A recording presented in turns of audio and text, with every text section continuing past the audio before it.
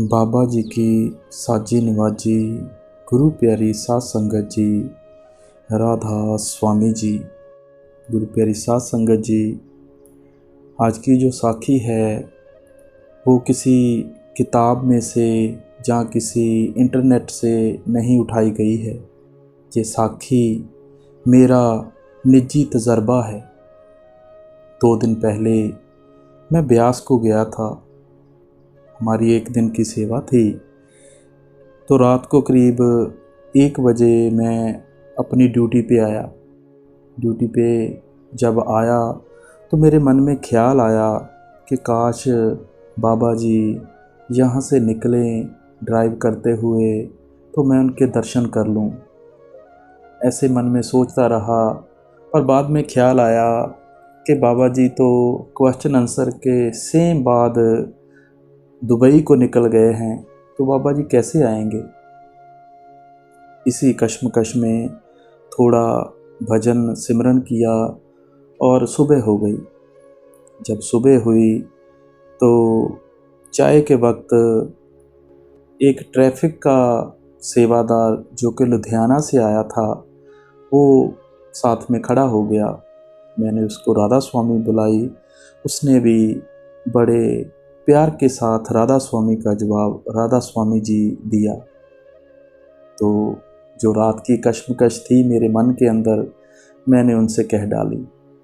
मैंने बोला, अंकल जी कभी ऐसा हुआ है कि बाबा जी खुद ड्राइव करके बाहर डेरे को घूमने निकले हों, किसी से बात की हो या कुछ ऐसा कुछ वाक़या हुआ है।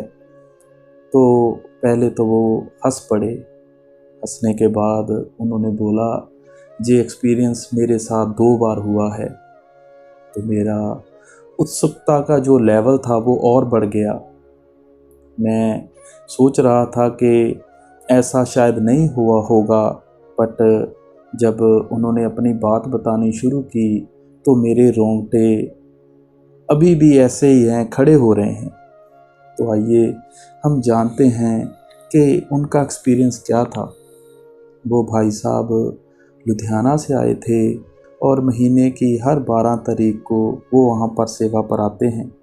उसने बोला, एक बार मेरी ड्यूटी जत्थेदार साहब ने बाहर बलसराय के पास लगा दी और वो बोला कि वो ड्यूटी और वो सेवा करीब 6 दिन की थी।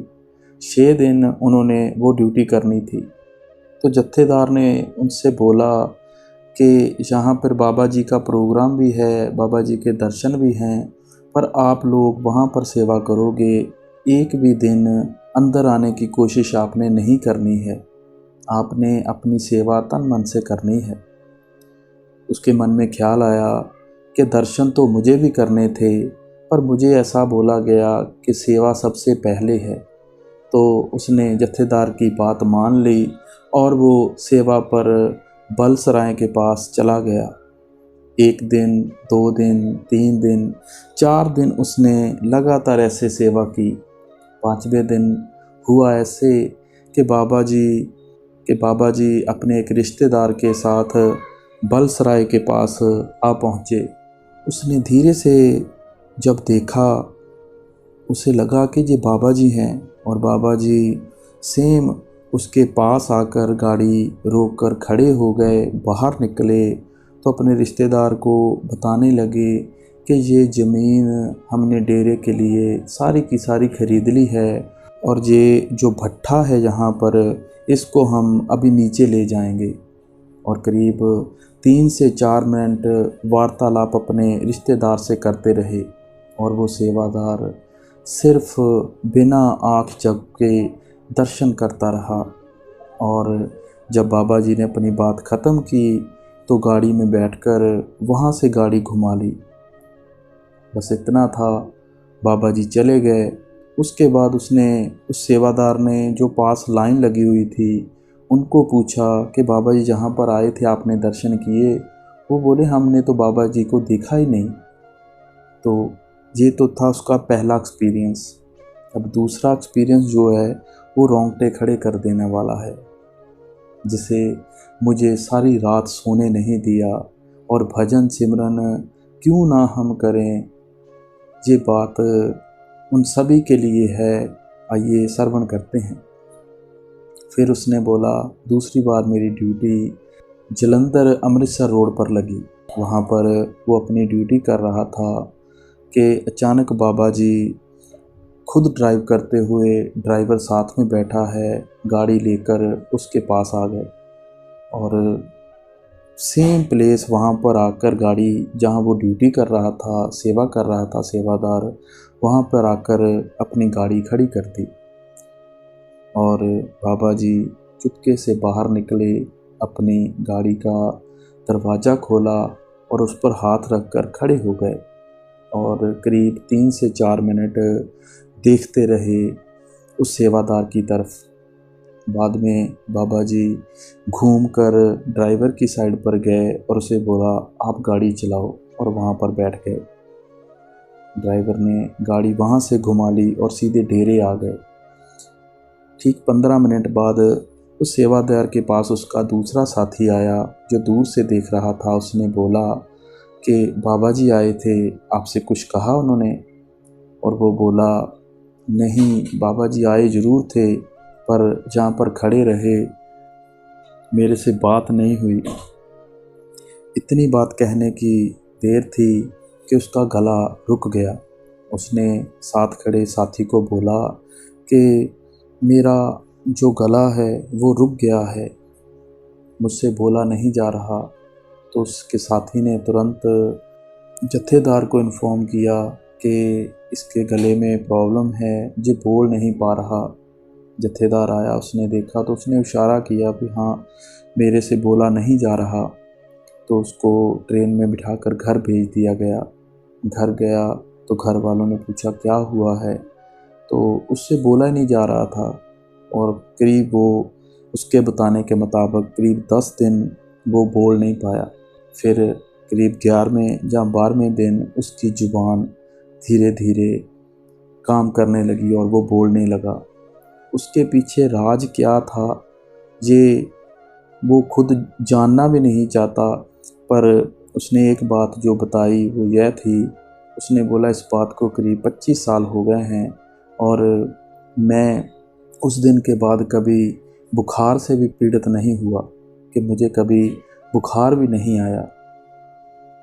अब हम सोचते हैं कि किसी के कर्म काटने हों, किसी का कोई अच्छा बुरा कर्म हो सकता है, पर गुरु के साथ प्यार मोहब्बत हो तो कैसे वो खुद उस इंसान के पास जाकर उसका कर्म काट देते हैं। ये बात सुनने की देर थी कि मेरे रोंगटे खड़े हो गए। मैं उनसे और भी बातें करना चाहता था, कुछ और भी सुनना चाहता था, पर उनकी ड्यूटी चेंज हो गई। पर मैं पूरा दिन इस बात को सोचता रहा कि हम भजन सिमरन क्यों नहीं करते, हम गुरु की तरफ ध्यान क्यों नहीं देते। बाबा जी अक्सर सवाल जवाब में बोलते हैं कि सेवा माहौल बनाती है। माहौल कैसे बनता है ये मैंने कल जाना। हम जब सेवा पर जाते हैं, पहले तो कभी भी कोई हमें कॉल आती है सत्संग घर की तरफ से, ब्यास की तरफ से, कि जहाँ पर हमें सेवा के लिए बुलाया गया है, तो हम सबसे पहले ना करते हैं, नहीं मेरे पास टाइम नहीं है, मेरा वो काम है, मेरा ये काम है। पर जब हम सेवा पर जाते हैं, किसी सज्जन पुरुष से मिलते हैं, उसकी कमाई के बारे में बात करते हैं, तो माहौल बनता है। माहौल ऐसा बनता है कि दिल करता है कि मैं भजन सिमरन दिन रात करता रहूं। मैं अपने ये ज़िंदगी का पहला एक्सपीरियंस बता रहा हूं।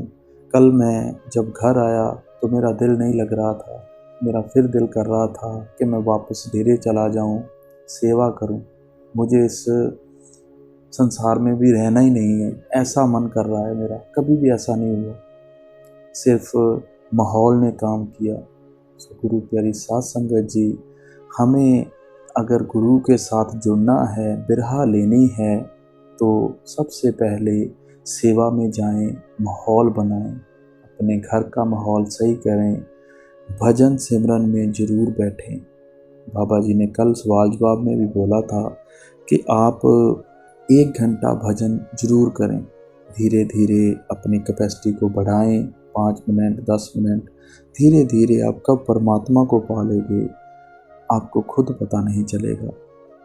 सो आइए सभी मिलकर उस प्यारे सतगुरु की याद में बैठें, भजन सिमरन करें, सेवा करें, सबसे मीठा बोलें।